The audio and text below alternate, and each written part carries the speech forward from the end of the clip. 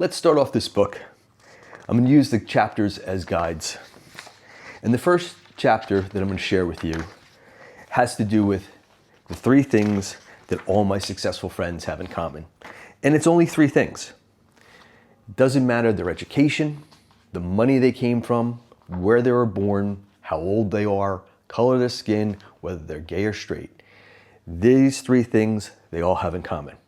So, what are these 3 things? Let's start with number 1. The first thing all my successful friends have in common is the 5 people they hang out with the most are better than them.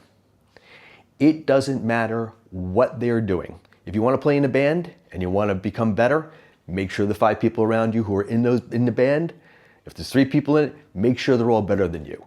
You want to have to keep up. You want people that challenge you to be your best and show you how you can be better. There's an old saying that if you're a smart boss, you hire people that are smarter than you and better than you. I did this when I ran a color department in New York City. I always made sure that in order to be on the team, your work had to be better than mine. Because if it wasn't, I was going to be fixing a lot of people's mistakes. And that is a mistake that most people make who are not successful. They're constantly held back by the people who are around them. So if you want to play golf with people who are better than you. If you want to learn how to swim with people who are better than you.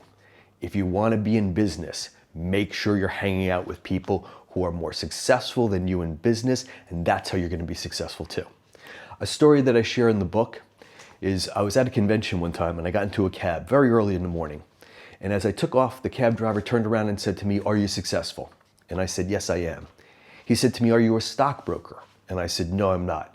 He said, "I want to be a stockbroker. How can I become a stockbroker?"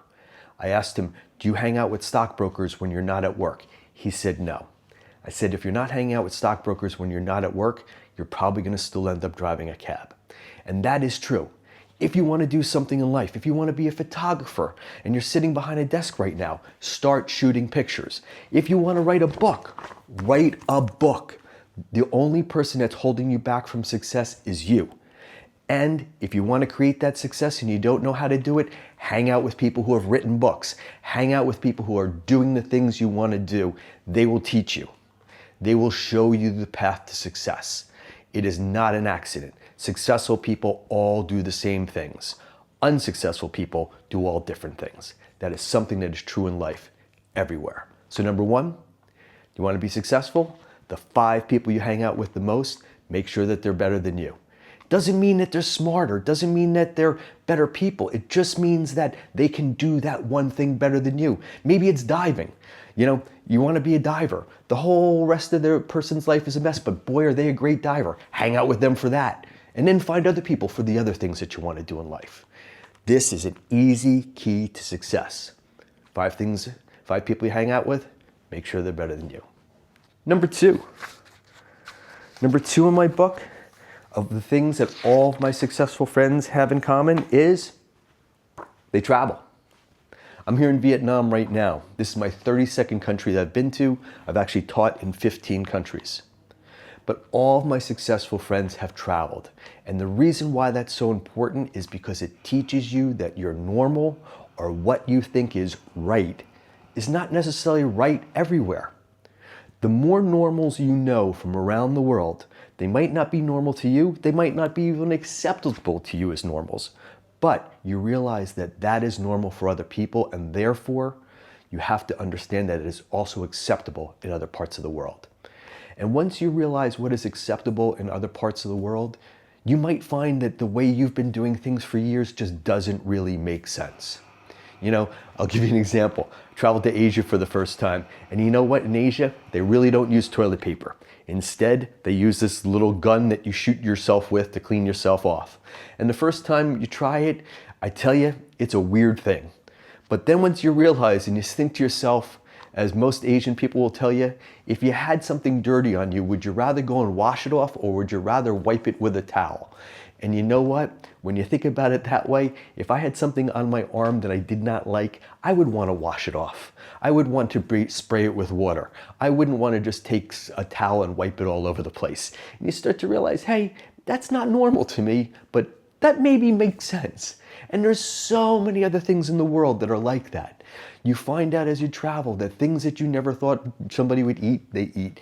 Things that you thought people wouldn't do. You know, when I travel to Thailand, one of the things I have to watch is that saying something is wrong or no is not a good thing because it causes another person to lose face. In America, it's okay to tell somebody that they're wrong or this is not the right way to do it.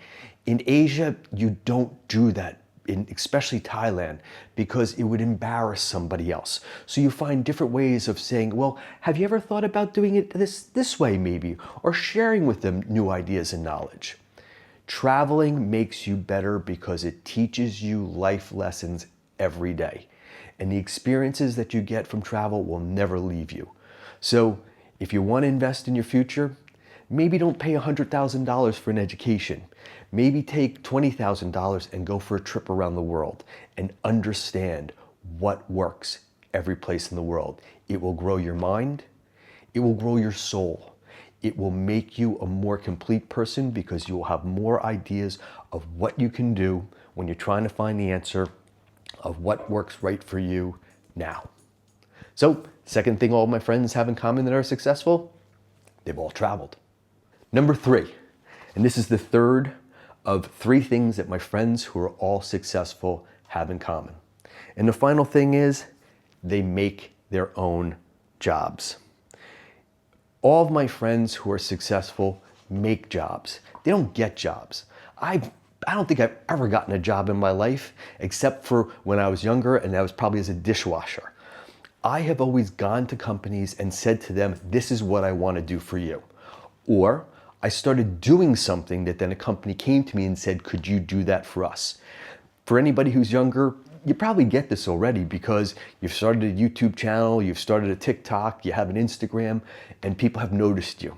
And by doing what you want to do, you're going to get to do what you want to do in life.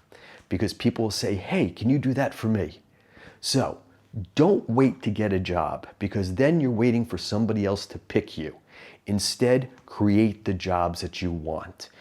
Go out. You know, my wife worked in a warehouse. She started out at a very, very low level after we had children and had trouble getting a job after 16 years outside of the job market.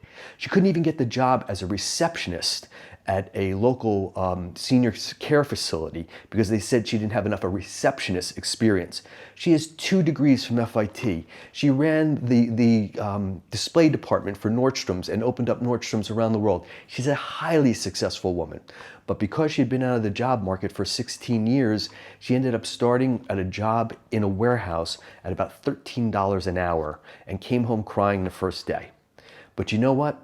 She went back to that job and she started creating things. They were looking for some activities because that year the Olympics was going on. So my wife organized a warehouse Olympics where they had races in chairs and they were doing curling with boxes and brooms on the floor and things that were fun. And from that she grew and got promoted twice within 1 year and a 3rd time the year after and was making a salary that could support our family of 4.